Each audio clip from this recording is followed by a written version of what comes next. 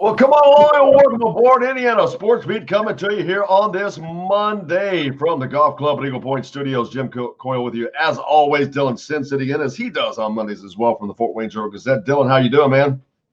I'm good, Jim. I'm good. Another Monday, another couple of wins for the Colts and the Hoosiers, and it's another good Monday. Absolutely. Lots to talk about. Don Fisher will join us, the voice of the Hoosiers, to talk about that big win up in Madison, Wisconsin for Indiana football. Matt Taylor was on the call for the Colts as they get a big win over the Texans as well as they're trying to make the playoffs. Man, football's looking pretty good in the state of Indiana, Dylan. I saw someone posted a Twitter post the other day that had the top four Division I schools, and now let's add the Colts to that. Of course, Purdue is probably dragging that down a little bit. But other than that, you got Indiana that's fighting for a championship. You got Notre Dame, which is fighting for the ACC championship. I think Ball State must be fighting for a championship in their league. And the Colts are trying to make the playoffs. We won't talk about Purdue, but of course we will because it's bucket week. But, yeah, man, Indiana, basketball state or football state? I mean, it's been great to see the last couple of months here. They really have. And it wasn't really expected either. Ball State's had a great season. Obviously, Notre Dame, everyone knew was going to be good. IU, people hoped would be good. We weren't sure. And the Colts, I mean, it hasn't come out of nowhere, but this is a pleasant surprise for them as well. So, who would have thought back in September that we'd be here and where we are and celebrating the state of football in Indiana. Absolutely, and we'll talk to Don Fisher about that in a few minutes, and I can't wait because, man, he's got to be having the time of his life. And I say that because he's been doing this for, I think, 48 years, 47. It's 47 or 48, I can't remember. That's a long time. He has seen more football than most humans that are on this planet still, or IU football, that is. And I talked to him about the defense. He talked about how good that defense was in the late 80s, and it was. Man, I'm looking forward. This defense is just getting better and stronger, and it's a championship caliber defense, Dylan.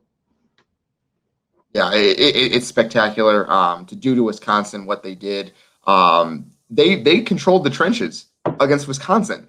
Indiana doesn't control the trenches against Wisconsin. That doesn't happen. That's not something that Indiana does.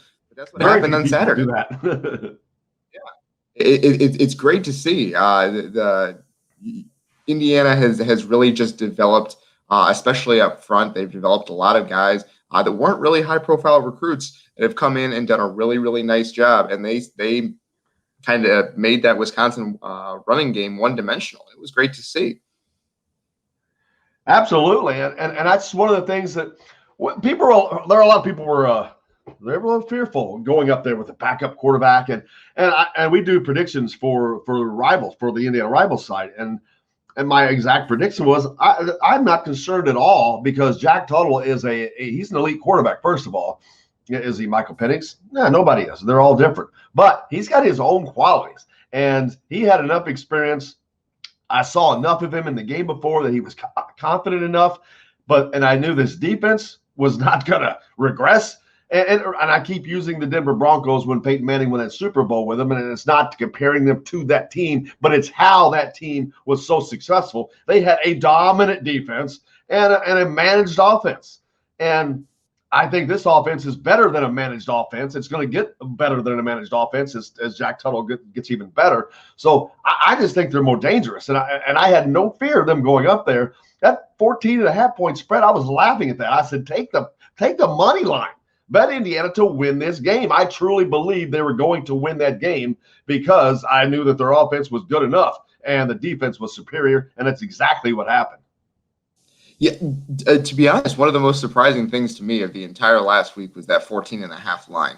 I don't know where that came from or who decided that was the right choice, but it was obvious that Indiana was going to be in this game. I don't understand why obviously we know it's Indiana. They're not going to get respect because they're Indiana, but just you thought that Indiana was at least going to have a shot. It wasn't going to be a blowout. I don't understand where that came from. Unless just no one every game this year.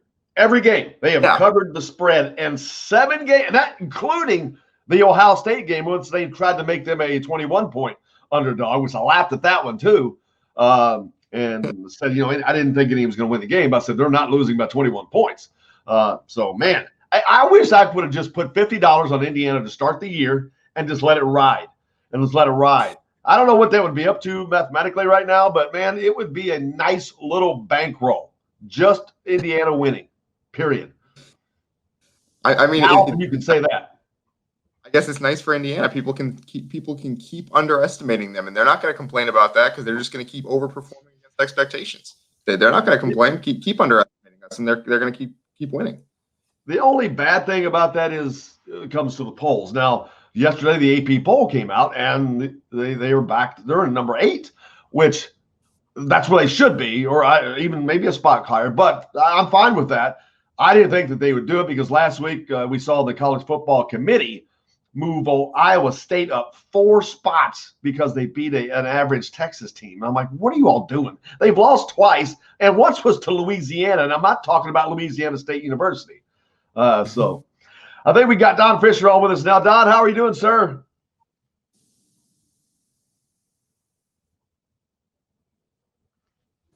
Hello?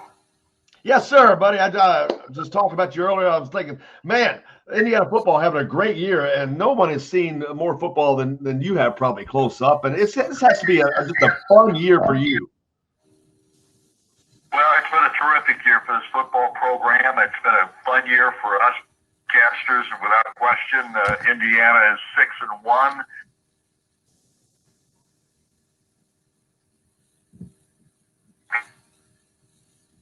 Or the Big Ten East Championship.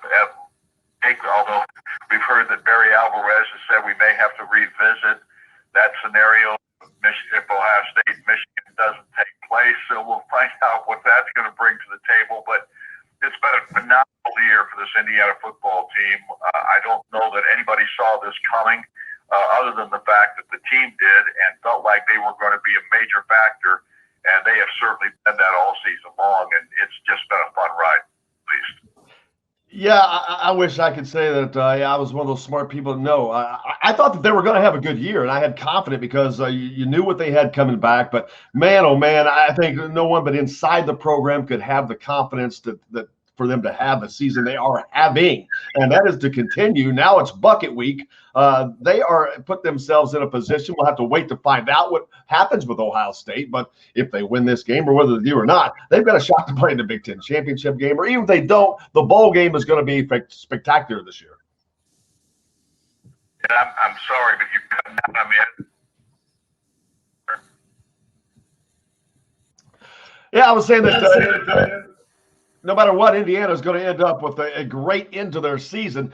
We would like to prognosticate, but we have to wait to see what's going to happen with Ohio State. But either way, it's going to be a spectacular end, possibly looking at a New Year's Six-Day Bowl. Well, there's little question that Indiana's put themselves in a tremendous position no matter what happens in regard to the Big Ten championship. And you're right. They put themselves in a position for a New Year's Day game, and that hadn't happened for Indiana since the Rose Bowl back in 1967. Honestly, this team has accomplished as much as any Indiana football team has in a long, long time. The Mallory era years were the best that Indiana's had since I've been doing IU football, and this is my 48 years. So to say that this team has accomplished a lot is saying something. And there's no question the part of this year has been watching these kids believe, go out there with confidence, and put their best foot forward almost every single ball game and play with with a different level of culture that this football program is ingrained in itself. And you can thank Tom Allen for all of that because these kids are playing for him. I guess that it's gone viral, the video at the end of the game in which Tom is being interviewed by Holly Rowe, and she can't really do an interview with him because the players are all coming by and jumping all over him and tell him that he's the best coach in the country, and you got to come play for this guy. Was the best coach, period. All those kinds of things were being said to Thomas. They were going by, jumping on him and banging on him and that kind of thing. It was a terrific moment. So what we've seen here has been pretty spectacular, to say the least. And to beat Wisconsin, a team that Indiana had beaten since 2002, and to do it the way they did it in a defensive struggle ball game in which the defense played terrific. The offense did a great job under Jack Tuttle for the first time. I thought Jack played great. I was honestly apprehensive about what we might see just because of the height of the moment, the elevation of the game itself, what it did mean if they get beat, that type of thing. I thought Tuttle just handled everything as good as he could possibly handle it. And then when he had the Willis Reed moment where he got hurt, the tent, they sent him to the locker room, and during the commercial break, he came back out on the field. I just thought that was another special moment in this football game and showed the toughness of this kid and what he's made of. So I couldn't have been happier with the outcome of this football game, with what happened on Saturday, and now what it means to the rest of the season, which is just 2 more weeks, one for sure against Purdue this coming week. Well, I say for sure. With the background, you never know anything for sure these days, but with this ball game upcoming, this is going to be a huge game for Indiana, and it's going to be a huge game for Purdue, because Purdue, of course, is going to try to salvage something here in the last couple of weeks of the year, in which they've had a real tough run here, losing their last 4 ball games after winning the first 2. Most of them, of their losses, it seems to me, have been self-inflicted. So this is a good football team Indiana will be facing, and they can't take anything lightly in this ball game, and I doubt that they will. Yeah, Jeff Brom did not forget how to coach. They still have David Bell. They still have Rondale Moore. They've got talent. They just have not had a good year for whatever reason. They've had their issues. But, yeah, you cannot sleep on a team that has that much talent and that much experience. Absolutely. I was laughing about the Tom Allen response on the postgame, Don. I asked him about Jack Tuttle and the toughness that he's showed. And if you get a chance to go back and watch that, you have to. He was just hilarious. And I thought the Willis Reed is the first thing I thought of too. I didn't mention it, but Tom was just so emphatic, and he said he saw Jack coming back out of the locker room. He threw his hands in the air, was excited. But what a great moment for this team, period. And you mentioned that sideline. I mean, what a commercial, not just for Indiana, but for Indiana football and Indiana University, that Tom Allen continues to be just nothing but an ambassador for this school. Well, there's no doubt. I mean, he's getting as much airtime these days as his football players on the field are getting, because they show him almost during every commercial after any play that has any excitement to it. So they're watching his antics out there on the sideline. But he's a very emotional guy, and he goes both ways with it. If he's upset about something, he lets you know it. And if he's really excited about and happy about something, he lets you know it that way too. So I think it's pretty obvious he wears his emotions on his sleeve, and he does it in a way that brings the cameras to him on a daily basis. Yeah, camera certainly loves him. Don, we move forward to Wednesday, and the basketball team picks back up as they take on the Seminoles of Florida State in the Big Ten ACC Challenge. Well, it's going to be a test. Florida State won the ACC last year, as everybody knows. They beat the Dukes, the North Carolinas, 3 starters back. Most of the guys coming off the bench that were critical factors for them last year are all back as well. They've got a tremendous freshman that has come in, and they are really excited about him. The only thing we do know, however, is they only played 1 game. Their first game was COVID-related, canceled. I guess it wasn't because of them, but I don't know that factually. But they've only played 1 game, and they've had like 7 or 8, 9 days to get ready for this one against Indiana. They played North Alabama. I take that back, North Florida. I think last Wednesday was their only game that they've played so far this year. So they've had basically a week to get ready for IU. But they are a very tough physical basketball team. They're rated 3rd in the ACC, but Leonard Hamilton does a great job of getting these guys ready as the season goes on, kind of like Ed Cooley of Providence. They get better as the year progresses. Indiana beat them soundly last year in Bloomington, if you remember, because Devontae Green went crazy and scored 30 points on them. But this is going to be a real test. I think this will be just as tough as any of the Providence or the Stanford ball games or the Texas ball games that Indiana's played in the Maui Invitational. and we saw that they were really good in 2 of those 3 games and really bad in the other one. So I'm not sure exactly what we should anticipate for this Wednesday night matchup, other than it will be a very difficult test. Absolutely, and not quite as busy a week for you. You only have 2 games and 2 radio shows to do this week, as opposed to 3 basketball games. So a little less work for you, but man, still a busy workload this week. Yeah, we've got the talk show with Coach Miller tonight. Wednesday night, we're going to have both. Maybe we'll have both the talk show with Coach Tom Allen and then the basketball game with Florida State. And if we don't have, and there's a possibility of this, we've been told that there's a chance that game time on Wednesday night could be changed to an earlier start time. And if that happens, it'll knock out Coach Allen's show, and we'll have to move that to Thursday evening. But right now, we're anticipating, as you say, we've got Monday and Wednesday and then Saturday and Sunday. So it'll be another busy week, to say the least, no matter how it plays out. Afternoon. We appreciate you taking the time to join us each week, man. So get off and get some rest, I guess.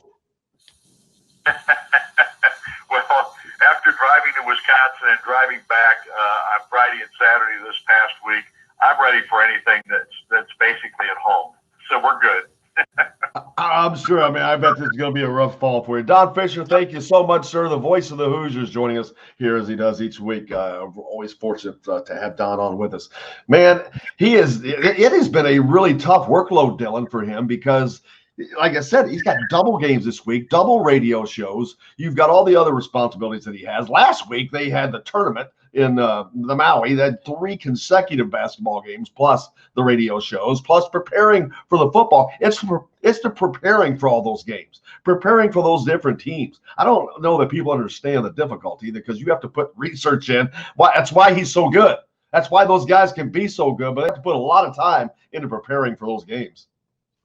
Yeah. I mean, Don's been doing this for almost 5 decades now. He's one of the best in the business. And we're lucky to have him as the voice of the Hoosiers because he is just great at what he does, and he clearly loves what he does. So we're really glad to have Don, and hopefully we have him for many years to come. No, let us know where we are on the breaks. I know that we're off on the time. It's just a different deal today, so I don't know when those breaks are coming up. Make sure you let me know on that. Looking forward on the program today. Also, Matt Taylor from the Colts. We'll talk to him. The Colts with a big win yesterday over the Texans as they try to stay in the playoff hunt as well. But yeah, man, looking forward to Indiana football and basketball and the women. Tough loss by that Indiana women's team to Kentucky and Lexington. Man, I'll be honest with you. I know Kentucky's ranked, but that surprised me a little bit. I thought that they would go down there and handle that. And I think was it last year they played in Lexington? Oh, that was volleyball. So I thought that they would go down there and handle that game. That was a good early test for this team because this is a veteran team. And hate to see them lose that game. Yeah, I mean they were up by 12 in the fourth quarter. They let it get away. They went 6 minutes without a field goal. Just it was tough because they had good looks at the basket too. It was a very frustrating game. They just missed some shots that a top 15 team usually makes. And then down the stretch, they made a nice comeback, but Kentucky made their free throws, and that was it. So that's a tough loss. That was the thing. It's the type of win you'd like to have on your tournament resume going into conference play. They didn't get it, so hopefully they can get a couple more big wins here before the Big Ten season starts, and then because they are picked to win the Big Ten for the first time in 40 years here. So we'll see if they can get that conference title after and that should help them during conference season having a game against a good team like that.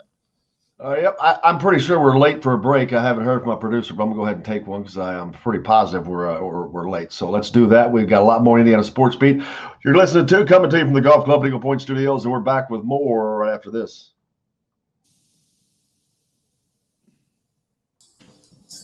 Welcome back, Indiana Sports Beat, coming to you from the Golf Club at Eagle Point Studios on this Monday. Jim Coyle and Dylan Sin with you here as always. Just finished up talking to the voice of the Hoosiers, Don Fisher. Matt Taylor will join us in the next segment.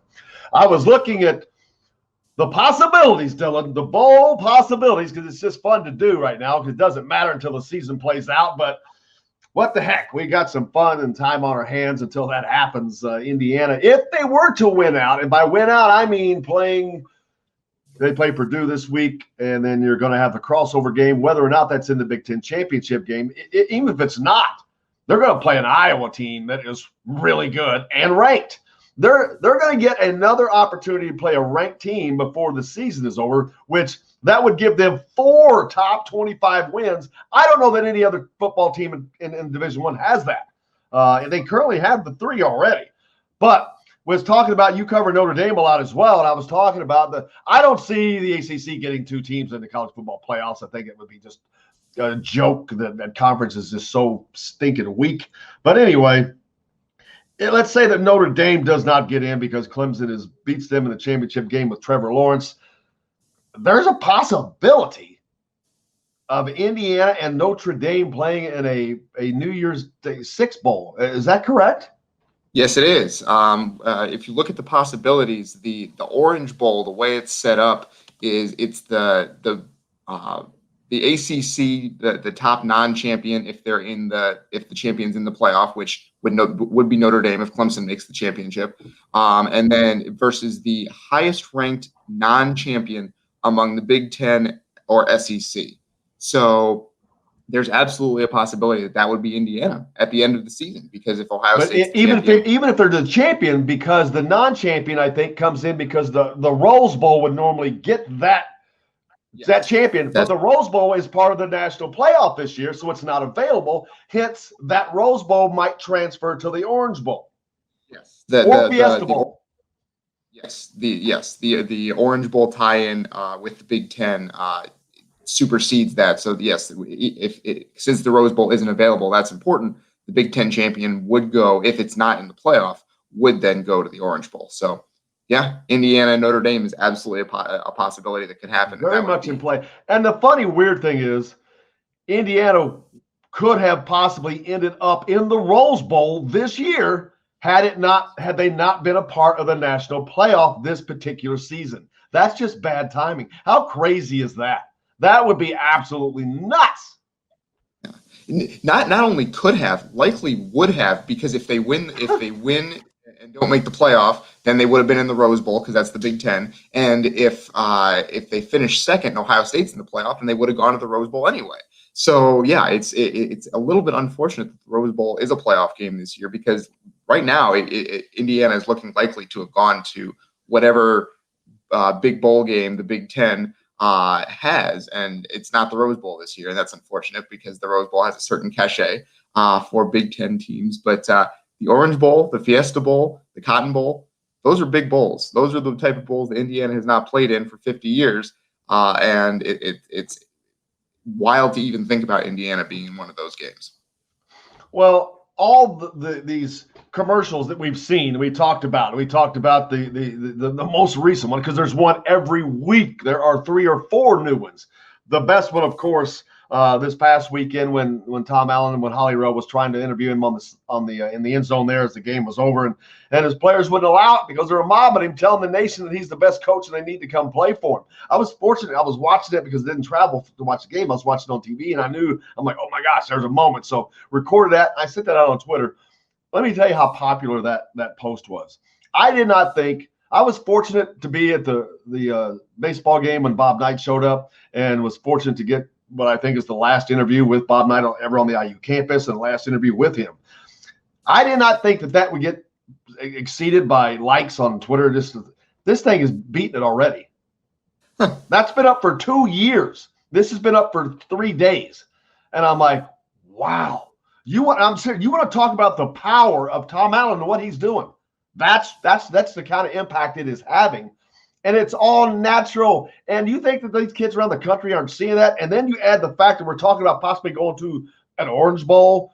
Man, all those kids in Florida that they're already getting, that's going to double. I mean, it's funny that Tom Allen is out recruiting Florida State in Florida. How's that happen? That's why Florida State wanted to hire him as their coach last year, and Tom Allen and they'll want to hire him again. Yeah, absolutely. That's something Indiana's going to have to deal with. Is their coach is going to be fielding offers from the best schools in the country, saying, "Please come make our program like Indiana's." And that's something Indiana doesn't normally have to deal with. So that's going to be something new, but it's a good problem to have. I thought the telling part I thought the telling part of that video that you had was Dylan Powell, the transfer from Stanford, was saying that he's been in the program for what? He was 8 one months? of the first ones, and I thought that too, man. That stood out to me too. Yes. Yeah, to see him say that after 8 months in the program and be that excited about it, that says something about the kind of the what Tom Allen has done with this team, with this program, and how much they love playing for him. That's special. You don't see that very often in college football. Absolutely not. It's amazing. And you talk about schools are going to want Tom Allen. There's no doubt. I mean, what president is not watching those videos and saying, I want that? Because it's, like I said, it's a commercial for your school. And I mean, a great commercial that you cannot manufacture and you cannot buy that kind of advertising. But not only your school's going to want him, and Indiana's probably going to have to, even though he just got a new contract, a 7-year deal. So I don't know if it's going to happen this year or not. It might, but it will be soon. He went. The funny thing is, last year he was only making $1.8 million. He was one of the lowest coaches paid in all of college football. And look at this guy now. How many schools are going to be wanting to have him? A lot. But he's got a lot of money riding on the line, Dylan. We're talking about this Big Ten championship. I've got to look it up, but he's got a clause. That's one of the clauses. You win a Big Ten championship. Now, when they put that in there, I'm pretty sure they felt pretty secure of not having to pay that out because it's never even been close to coming to fruition at Indiana University ever. Never been in a contract that it would have come close to coming to fruition. That could happen. And, man, I'm about to look. I bet you it's a substantial bump, maybe $500,000. I have to check that one out, but that would be great. But, yeah, it's going to cost them money, and it's going to be tough because you're in these pandemic times. And there's the schools that have the bigger money that have, I'm not saying Texas is going to come after him, but Texas has all the money in the world. Right. They can go after anybody they want. No, I mean, yeah. And that's the thing is that he seems to love it here at Indiana, but how much does he love it? How much because if Texas or even Michigan comes calling and says, hey, here's a truck full of money, what does he say to that? Because he clearly loves it. I don't think that part is an act, and I'm almost certain it's not. But if they offer you 100% raise from what you're making now, and Indiana's not going to match that, they can't. So what do you do if you're Tom Allen? Because I think he's going to get. Indiana's lucky they have Tom Allen. All right, I'm telling you right now, Indiana's lucky they have Tom Allen because Tom Allen is the kind of guy. I think he would honor a contract. Period. Even if they said now we're not going to renegotiate. I think he's the kind of guy that would honor his contract. Now, that's not going to happen. He's going to get a raise, a deserving raise. But you're right. They can't match what these other schools can do. He's not going to get that kind of a raise in Indiana. They can't. But I think that I think that'll work out. I think he loves what he's building because he loves these kids. So he's not. I don't think he's going. I don't see him going anywhere. He's an Indiana guy. This is what he's building this. Fortunately for Indiana, they're fortunate that this is the kind of guy they have. I think it's fortunate, but it's going to be fun to watch because none of us have ever seen. How many people have really seen a Division I power program rise from the ashes? And we're kind of seeing that happen right now at Indiana, a program that has been basically dormant since the dinosaurs is rising up. Now, got to do this again next year, but they got everybody back, Dylan. They got everybody back. So there's no reason that this is not going to be the norm. And the recruiting is only going to get better. Right. This should be the norm from now on. That's what you'd like to hope, right? Can you become a team that is competing? Obviously, every program has ebbs and flows, but can you become a team that's competing for a Big Ten championship every single year? Can 7-5 be the absolute floor for your program? That's the kind of program that Indiana wants to be. And the way Tom Allen has this thing going, there's no reason that it can't happen. The comparison I use is kind of like Florida in the 90s, right? They had been dormant for a very, very long time. They have a hometown guy, Steve Spurrier, come in and kind of just revive the program and take it to national power status, a status that it still has to this day, 30 years later. And obviously, it's going to be tough to do that at Indiana because they don't have the bottomless resources that a place like Florida does. But there's no reason that you can't revive a program in a market like in the Big Ten. They have resources. The Big Ten is one of the best conferences in the country. Indiana has name recognition. People recognize them as a program that historically isn't good at football, but Tom Allen's changing that. So once you have the kind of name recognition of Indiana is good at football too, there's no reason why they can't be a contender in the Big Ten every year. The only thing I don't like about college football, there's three things I don't like about college football: Clemson, Alabama, and Ohio State. They're different. They're not the same. They are not the same. And people have to recognize that. The Ohio State is not the same in the Big Ten. Clemson is not the same to the rest of the teams in the ACC. And Alabama is not the same to the rest of the teams in the SEC. And that's saying something. They're just different. And I know you just got to get better. Man, this has been the same dominant trio for how long? Has it been a decade now? I mean, that's to me, that's too long for the same three-headed monster to dominate. Where college basketball, yeah, you've got all these blue bloods, but there's ebbs and flows, and you got Villanova's jumping up. You got teams that can compete. You got teams that can win a national championship. That is not the case in college football right now. There are only 3 teams that can win a national championship, and part of that is because the media is only going to allow 3 teams to win a national championship. Ohio State will be in the college football, by God, if they have anything to do with it. TV needs them.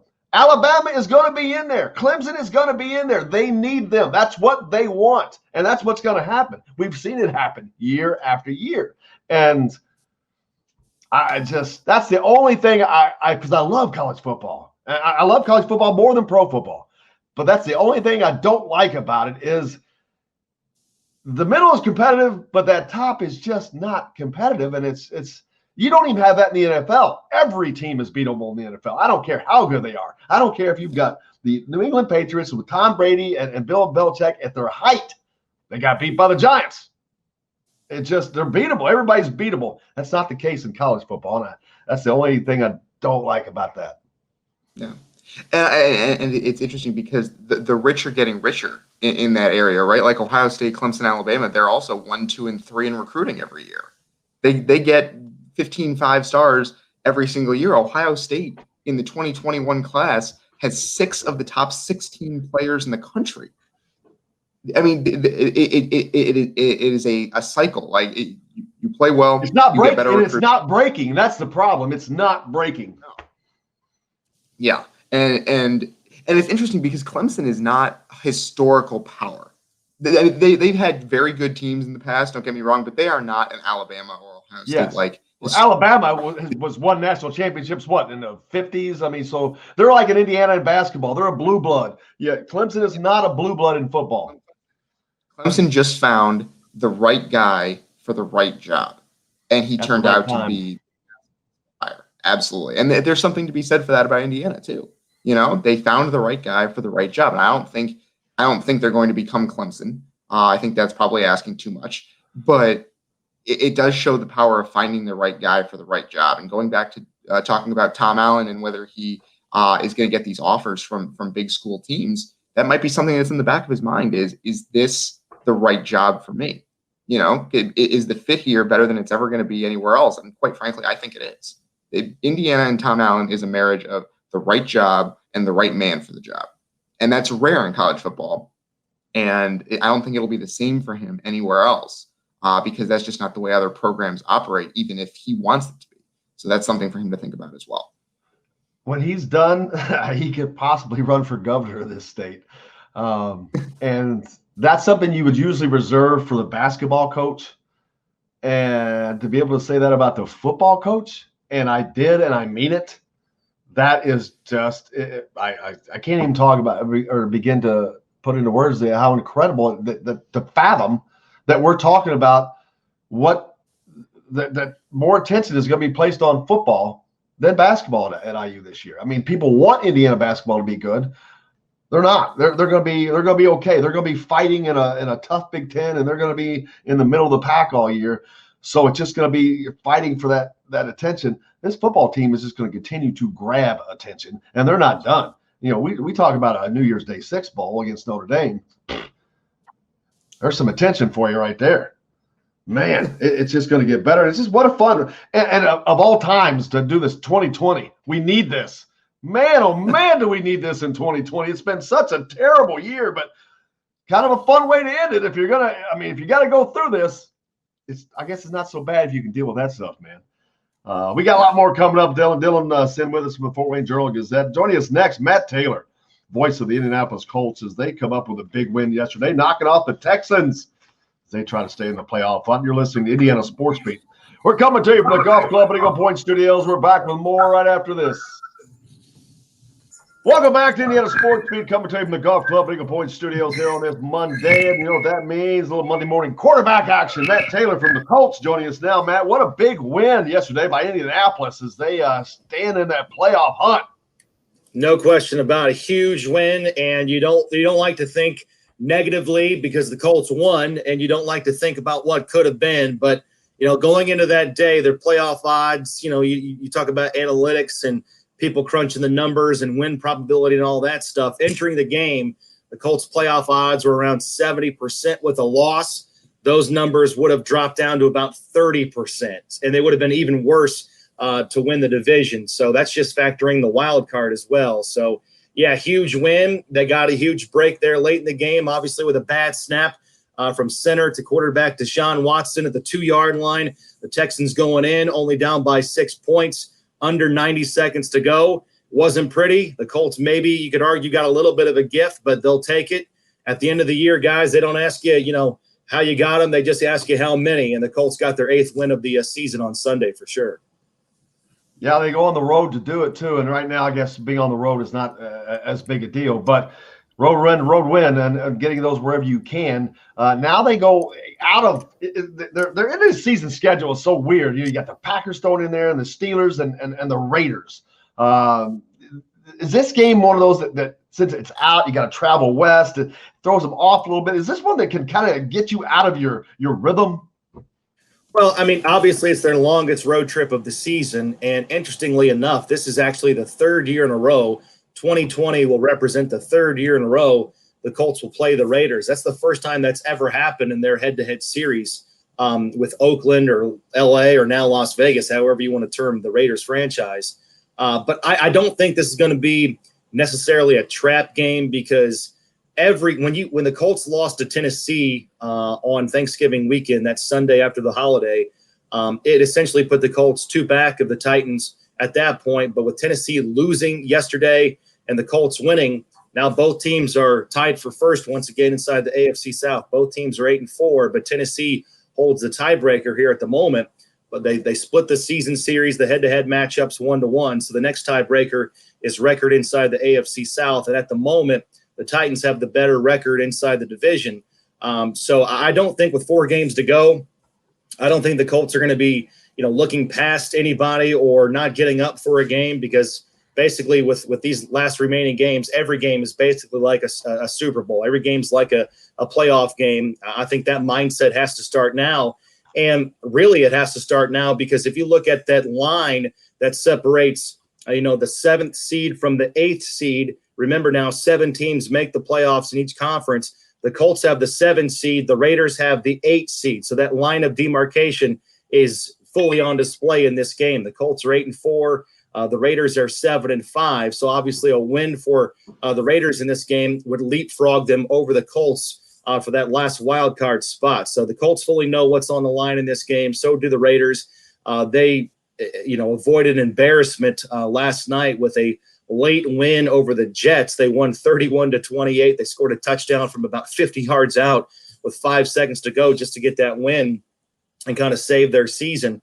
But no, I don't think the Colts are going to be, falling asleep in this game. It's going to be, you talk about no fans in the stands. Obviously there's that atmosphere that's missing all across the NFL this season. The Colts only have about 12 to 13,000 fans at their home games. The Raiders will have nobody in their beautiful new stadium, Allegiant Stadium out there in Las Vegas. It's just pristine. So the Colts will be hyped to play in a new venue in a pristine place. And plus, late in the season here with everything on the line that I just talked about, I don't think they're going to have a hard time bringing their own juice into this game in the month of December. Yeah, Matt, we've been talking about Big Ten football all day. We've been talking about Indiana, Wisconsin. So I'll ask you about a Wisconsin running back, Jonathan Taylor. He had three tough games there in the middle of the season. Not a whole lot of production, but the last 2 weeks he's run for 90 yards both times. How important has it been for late in the season here for him to kind of reemerge as that lead back for the Colts? Yeah, I think that's the right word. I think that's a good way to put it. Reemerge, and you're exactly right. Over 90 yards here in the last 2 games. Had over 70 yards in the second half yesterday, and really got better as the game went along. And I think some of that learning curve, some of those speed bumps that he had at the midway point of his rookie season, I think he's learned from that, and I think he was also motivated too because he was, to no fault of his own, on that COVID-19 list last week. He missed that game against Tennessee. He was a close contact person, so didn't contract the virus, didn't test positive, but he had to be held out because he was just in close contact of someone he knew close to him. But for the season now, he's coming on. He's averaging over 4 yards per carry. As I said, he's getting better as the season is progressing, as games are progressing. I mean, yesterday he had a gain of 19. He had a gain of 24. He also on a 4th down caught a pass and then raced to the end zone from 39 yards out. And he is just looking, I think, right now as the Colts, if you want to use the word premier or lead back or bell cow, however you want to phrase it, I think that's what Jonathan Taylor is now. And I know a lot of fans, if you watch that game on Sunday, the Colts had a chance to kind of put the game away with about 5.5 minutes, 6 minutes left, and they had a 4th and 1 at the 5-yard line, and they did not run with Jonathan Taylor, which was a little bit eyebrow raising. They ran it with Nyheim Hines. I know a lot of fans would like to see Jonathan Taylor, be in there and lower his shoulder and be that power back that he can be. But it's a great sign that in his rookie season, some of the ups and downs that he's been through seem to be smoothed out a little bit, and he's really coming on strong here with 4 games to go. And I think he's going to be, consistently now going forward, hovering around, 20 to 25 carries a game and 80 to 90 to 100 yards per outing. Yeah, this time of the season, seemed like just a week ago, Matt, it was a little concerning not that they weren't playing well, but just it was going to be a tough stretch. And man, they just stood up strong, and to have the guys put on the performances that Phillip Rivers was good yesterday. T.Y. Hilton was good yesterday. The line was good. Everybody was good when they need to be. And of course, Jonathan Taylor. When you need the guys to step up, they're stepping up at the right time. That's what you want to see in your team. Yeah, this team, and I think that's a great point. I think this team, it has its warts. Obviously, it's not perfect. They make mistakes. But, the one thing that I think you can say, and this is a compliment to the Colts, as a team collectively, they seem to have the clutch gene. They seem to step up in the game's biggest moments. They're good inside the red zone here lately. The defense, here we go again, guys. It seems like every week I come on here and I talk about the second half defense compared to the first half defense. Again, the Colts didn't allow a single point in the second half yesterday after allowing 20 points in the first half. It's the 3rd time this season the Colts have shut out a team in the second half of a ball game.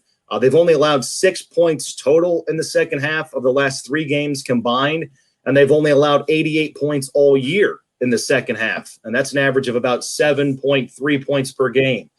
So I don't know what it is. It's just, I don't know if it's slow starts. Teams are coming out hot. Obviously, opposing offenses are scripting plays to begin the football game, and maybe that's, giving the Colts trouble. I mean, Deshaun Watson and some of these other mobile quarterbacks are giving the Colts fits to begin games. But, say all that if you want. But I tell you what, in the second half, the Colts do a great job of making adjustments and putting the clamps down. And then Justin Houston has 3 sacks and a safety. He's now tied for the NFL lead all time in the history of the league with safety. He has 4 on his career. DeForest Buckner came back.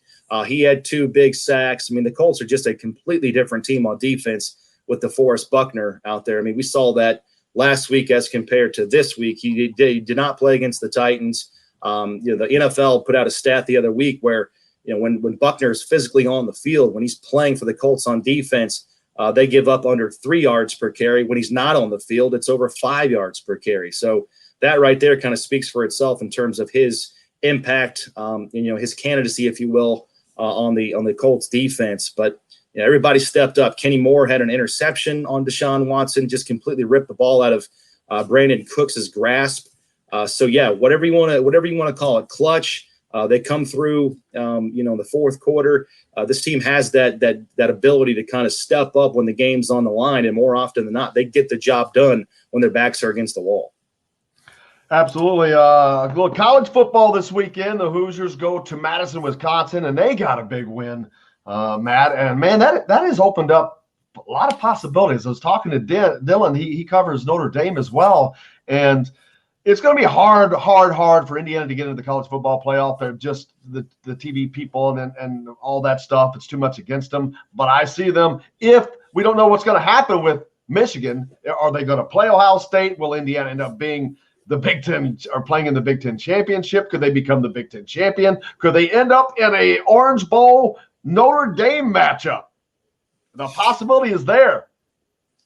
Everything's on the table. I think everything's on the table. And I think the most encouraging thing watching that game at Wisconsin, going into the game, everybody's been since IU beat Penn State, since they beat Michigan, since they played Ohio State well, everybody's been downplaying the Hoosiers because, Penn State's not very good this year. They have a poor record. Michigan's not very good this year. They have a poor record. Maryland's not very good. They have a poor record. So I think going into that game, there was a little bit of reproving to the national narrative, if you will, if you're an IU football fan or if you're an IU football player or coach, because people have been downplaying your success all season because of the lack of success that your opponents have gone on to have here. So I think there was a little bit of, beating a good team that has a traditionally great program like Wisconsin, a top 25 team on the road. There was this huge opportunity to kind of take that next step again and prove once again that here in 2020, your program has taken the next step, that your program is here to stay, and you're building something huge in Bloomington. And they obviously won, which was fantastic. And again, as an IU football fan, you take nothing for granted. You take every win anytime, anywhere, no matter how it looks, because of just the history of the program. But again, I think the most encouraging thing about that game from an IU football fan standpoint is they should have blown them out. They should have blown them out. It was 14-6.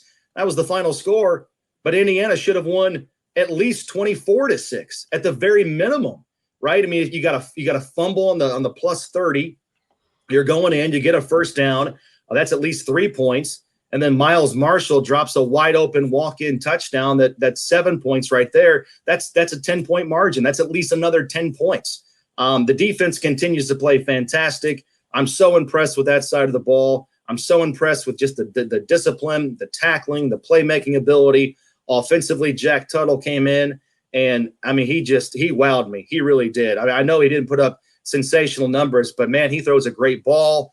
He seems to be cool and calm and under control, understands the offense really, really well. It appears that his teammates have a great amount of trust in him and buy-in with him when he's out there. It is just so much fun to watch this team operate. And then obviously at the end of the game, that post-game interview with Tom Allen and, the guys jumping on him and, shouting things into the microphone on how much they love to play for him. And that just gives you chills. And as a guy that's played the game and has sort of been obviously not at that level, but at a Division III level, that was a part of a program that was, historically bad, 1-9, 2-8. And then all of a sudden, year by year, we started to build some things. And then they rip off 12 of 14 straight years or 12 of 14 years where they win the conference championship. When you can do that, that is just invaluable marketing, not only for your football program, but for your institution. And that's what IU's doing right now with the success of their football program. I guarantee this spring that applications for IU will be up, just name it, 30 to 40% because of the exposure they're getting nationally because of their success on the gridiron. Yep, that's some pretty nice free advertising they're getting there, Matt. But looking forward to talking to you again next week. We'll see it's bucket week, so we'll see what Indiana does against Purdue. But more importantly for you guys, to see what the Colts do against the Raiders. The Raiders. Las Vegas. Las Man, Vegas the Raiders. I cannot say the Raiders without saying it now. It is impossible for me to say the Raiders without saying that. I mean, since ESPN has just beamed that into my head. But brother, thank you so much. I hope you have a great week, and good luck, and hopefully the Colts can go to Las Vegas and bring back a win. You got it, guys. Love it. And go Hoosiers. We'll talk to you on Monday, hopefully talking about where Indiana stands in terms of the bowls and all that stuff. And the Big Ten, chaos. Is Michigan going to play, as you said? Is Ohio State going to qualify? Is IU going to play Iowa? Are they going to play? It's just a whole ball of chaos right now, as I said. And you just take it week by week and really day by day, because you have no idea how this thing's going to go. Absolutely. Matt, thank you so much, brother. You're listening to Indiana Sports Beat, coming to you from the Golf Club at Eagle Point Studios. We're back with more right after this. Welcome back. Indiana Sports Beat coming to you from hole number 6 here at the Golf Club at Eagle Point Studios on this Monday. Dylan Sim from the Fort Wayne Journal Gazette sitting in with me as well. Man, it was a great weekend and lots to talk about and lots of things that have opened up now, Dylan. The possibilities we don't know, unless it's come out while we're doing this, that what's going to happen with Ohio State. Is Michigan going to play? They paused activities already. Is that a preemptive strike? I just can't see Jim Harbaugh. This has got to be his last year. I mean, I guess it doesn't have to be, but he knows that if they play that game, Ohio State is going to beat them like a drum. So does he want to go out like that? And he can get a shot at Ohio State. And there is no love lost between these two. There's no secret. It's open. It'll be very interesting. We've seen so many different reports. The Detroit Free Press says doubtful that game would be played. Dan Patrick said it was doubtful, but where are we? We don't know where we are. See, the problem for Michigan now is that Ohio State has set the precedent of playing through a COVID outbreak. They played against Michigan State despite missing their head coach and missing 24 players, because they knew they could beat Michigan State pretty easily with a JV team. So now Michigan, if they don't play, it looks like they're ducking Ohio State. And for Harbaugh, if he is sticking around, which we don't know if he is, we're probably going to hear at some point this week whether he gets an extension or not. If he is sticking around, that could really hurt recruiting. If recruits get the idea, and I'm sure that you'll hear it on the recruiting trail if it happens. If recruits get the idea that Michigan ducked Ohio State because they were afraid of getting embarrassed, that's really going to hurt. And so if you can play, you probably have to play. Even if you're down by 15 players or so, you're probably going to have to play if there's any possible way to do it. And yeah, I agree. Ohio State's probably going to win by 40, but you have to be on the field if you're Michigan. What hurts your program worse, being accused of ducking or losing by 100, or getting beat 100 to nothing? It's a good question, right? But I don't. So you think? But you seem to think it's more of a possibility of Jim Harbaugh coming back than him not. It sounds like. I mean, I don't have any inside information or anything, but we've seen fairly credible reports in the last few days in both directions, both that he's getting an extension and that he's putting out feelers for the NFL. So wow, rumors it's hard to know what to believe at this point. Yeah, an extension would be unbelievable. What are you extending? The train wreck. But who cares? I mean, is there a lot of people would love to see him stay there? Hey, he's allowed some other teams to maybe catch up to Michigan while he's there, so I'm sure that they're not complaining about that, about him leaving. But as we don't know what's going to happen with that game, and that's very important. But for this week, it doesn't matter, because there are games that are on the schedule this week that are already scheduled. Purdue game, of course, a bucket week game.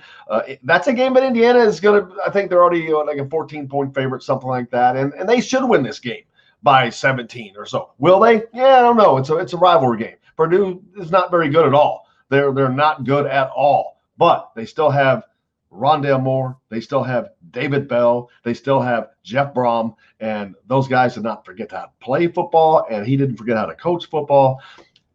it's just they're not where Indiana is right now. No, and that's the thing is you talked about them not being very good, and their record isn't very good. They're 2-4. They've lost 4 in a row. But they had a couple. They beat Iowa in week 1. Obviously, Iowa is much better now than they were then. But they only lost to Northwestern by a touchdown. This Purdue team can play some football. A lot of their losses, I would say the majority, have been because of mistakes that they've made. That they should have beaten Minnesota. They got hosed on a call. They lost to Northwestern close at home. They should have beaten Rutgers. They gave that game away at the end.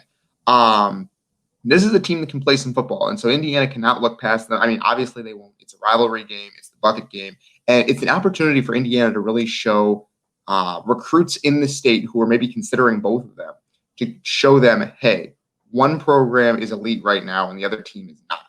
And that's a big deal for recruits in the state because Jeff Brom has gotten a lot of good ones over the last few years here.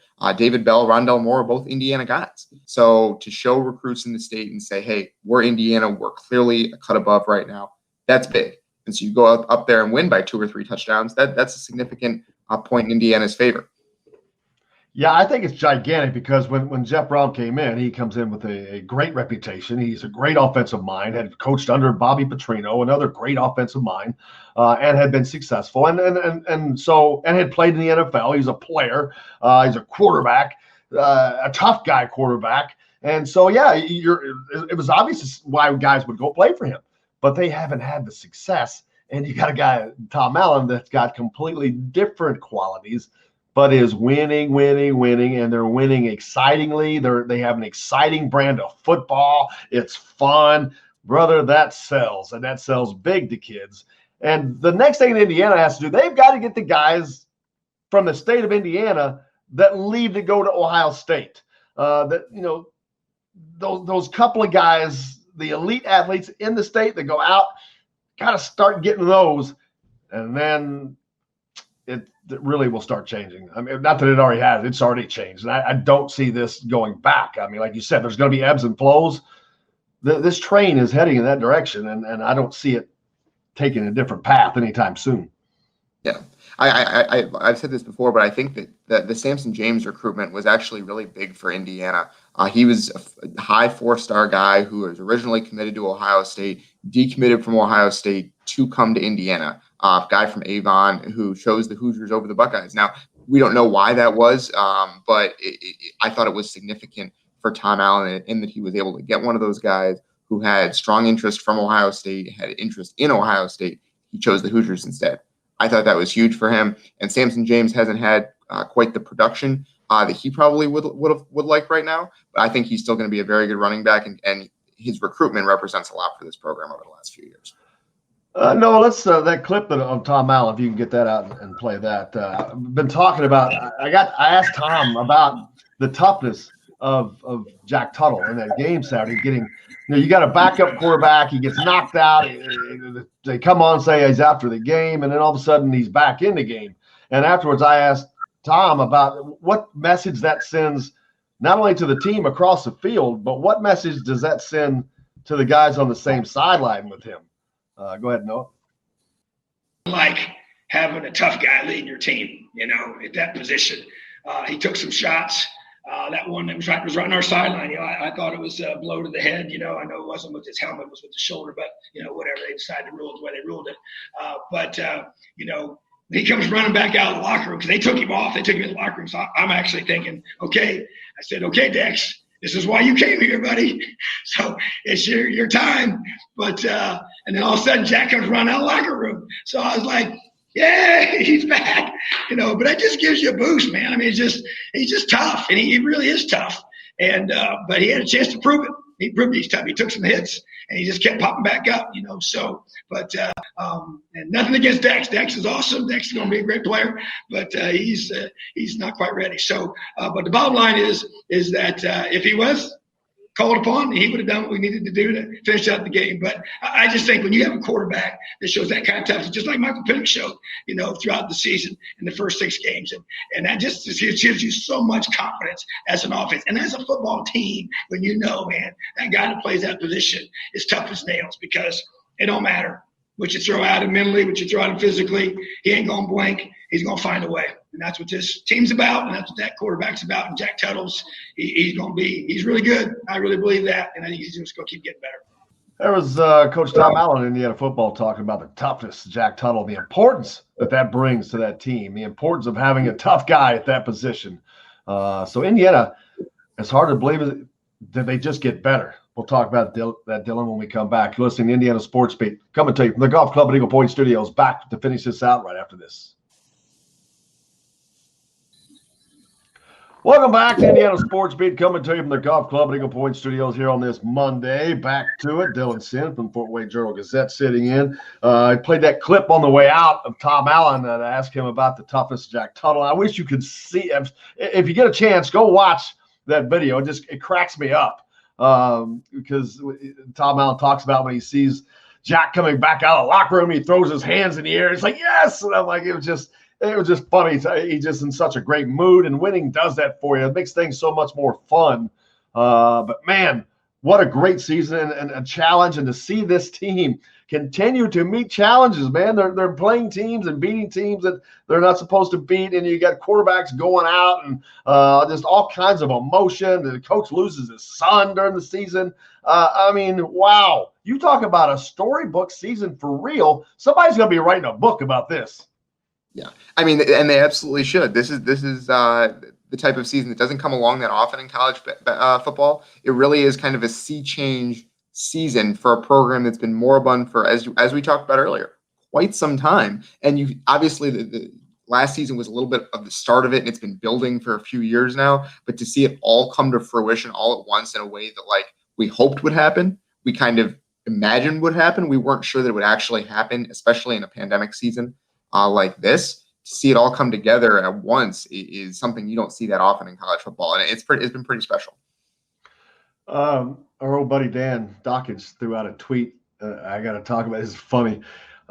He loves Doral, Kentucky. Which who doesn't? It's always a fun thing to do and easy. But he said, if Cal loses this one, I don't know who's Kentucky playing tonight. Oh, Georgia Tech.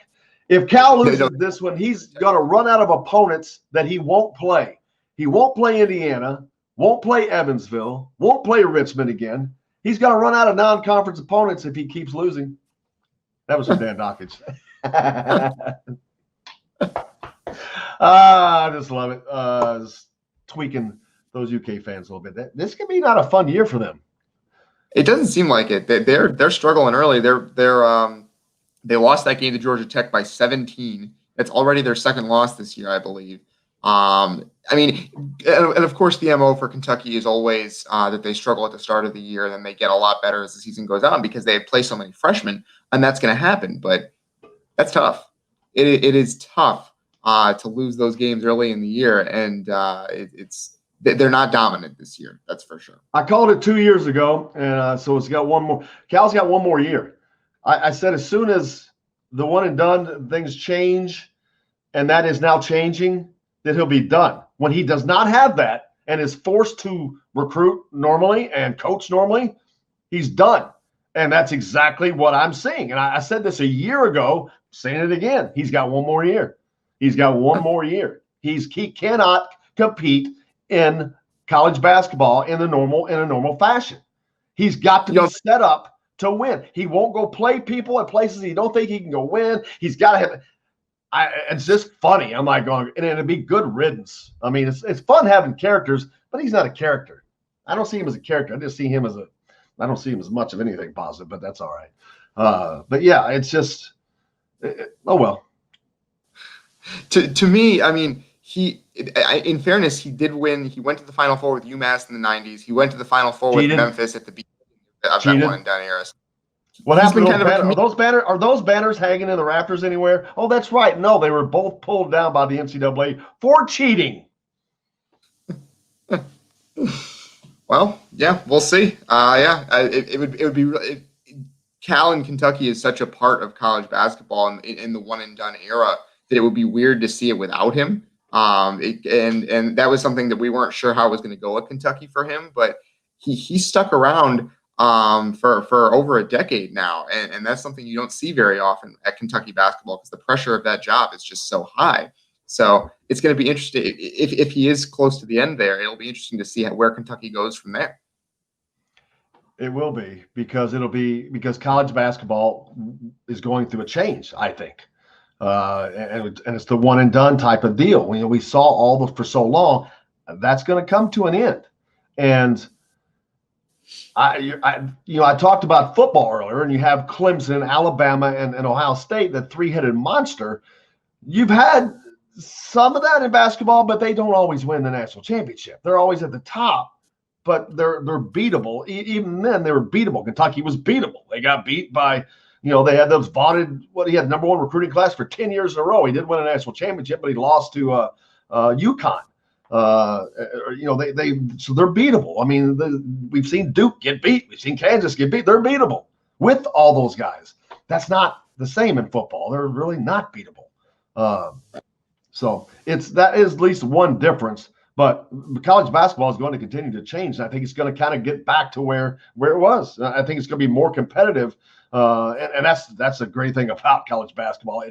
That on any given night, man, somebody can win. Somebody can go down and shock you, and there is nothing funner than those shockers, man. They're so much fun. The upsets in college basketball, there's really nothing like it. As you said, it is such a blast to watch a lower ranked team or a team that no one was really thinking about just take on a powerhouse and just refuse to go away for 40 minutes and then win it. That's a lot of fun. And that's what makes the NCAA tournament fun, right? As you see 10, 15 of those games in a weekend. And it's just a blast. Absolutely, man. It is a fun. It's just, and it happened so suddenly. Was it the other night? Wisconsin, daggone Marquette. They lose to Marquette on a missed free throw tip in. I mean, it's just so sudden.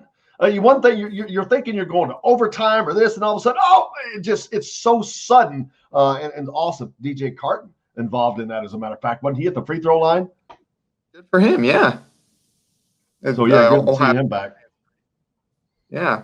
And that game went to overtime, and that was at the end of the first overtime that game ended. But that game went to overtime because at the end of regulation, a Wisconsin defender tried to take a charge with Wisconsin leading and a second left, and they called a block, and they made some free throws to go to overtime.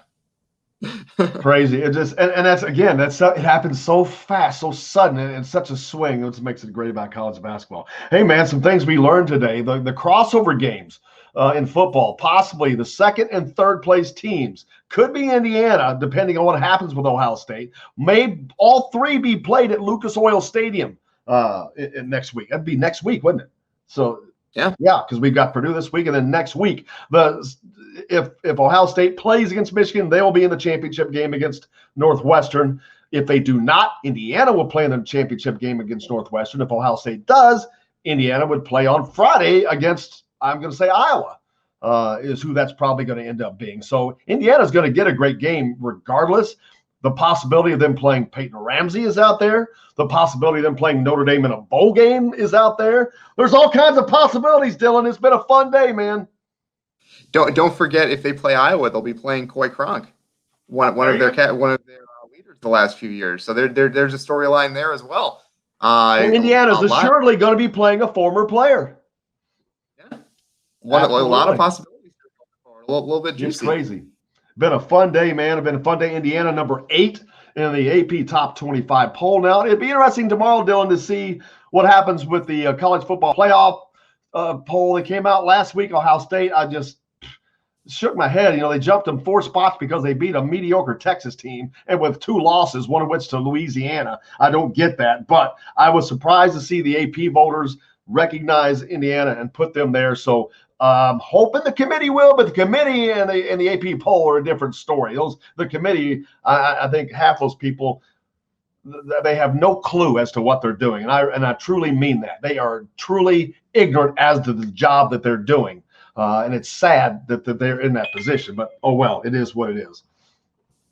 I mean, and that's always the question, right? Is how are the CFP rankings going to compare? And to be fair, the CFP rankings at this point in the season don't matter all that much. It only the last poll matters, and a lot of this beforehand is theater, just to get people talking. But what Indiana fans need to be looking at is the top 12, right? The top 12 are the teams that get bids to New Year's Six bowls automatically.